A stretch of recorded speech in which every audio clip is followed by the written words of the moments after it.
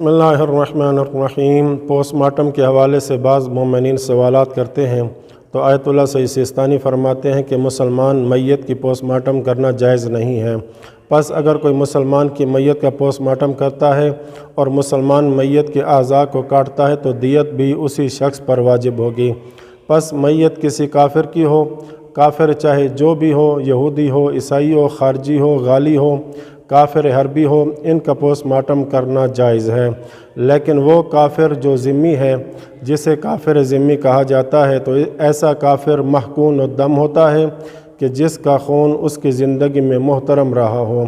اگر کافر حربی اپنے کو کافر حربی سے نکال کر کافر ذمی کے دائرے میں شامل کرتا ہے اور اپنے کو حالت جنگ سے نکال دے، مسلمانوں کے ساتھ مسلمانوں کے ملک میں رہ رہا ہو اور اس ملک میں ٹیکس بھی دے رہا ہے، فدیہ وغیرہ بھی دے رہا ہے، جیسا ایک اسلامی ملک کے قوانین ہوتے ہیں اس پر عمل بھی کر رہا ہو، تو ایسا شخص کافر ذمی ہوتا ہے۔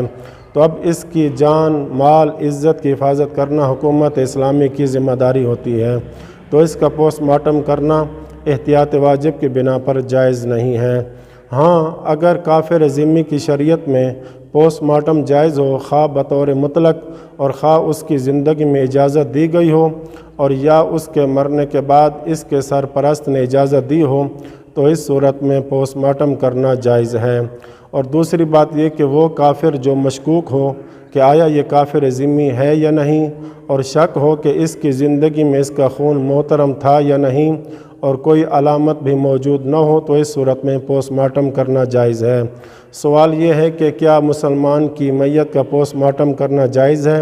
جواب میں آیت اللہ سیستانی فرماتے ہیں، مسلمان کی میت کا پوسٹ مارٹم کسی بھی صورت میں جائز نہیں ہے، لیکن اگر کسی مسلمان کی جان بچانے کی وجہ سے مسلمان میت کا پوسٹ مارٹم کیا جائے تو جائز ہے۔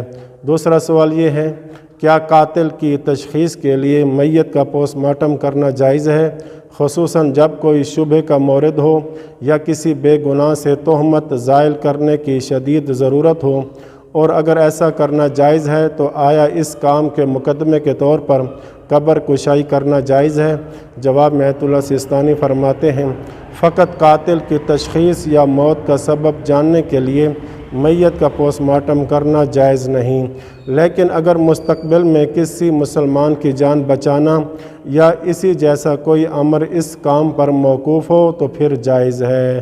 وصلی اللہ علی محمد وآل بیتہ الطاہرین۔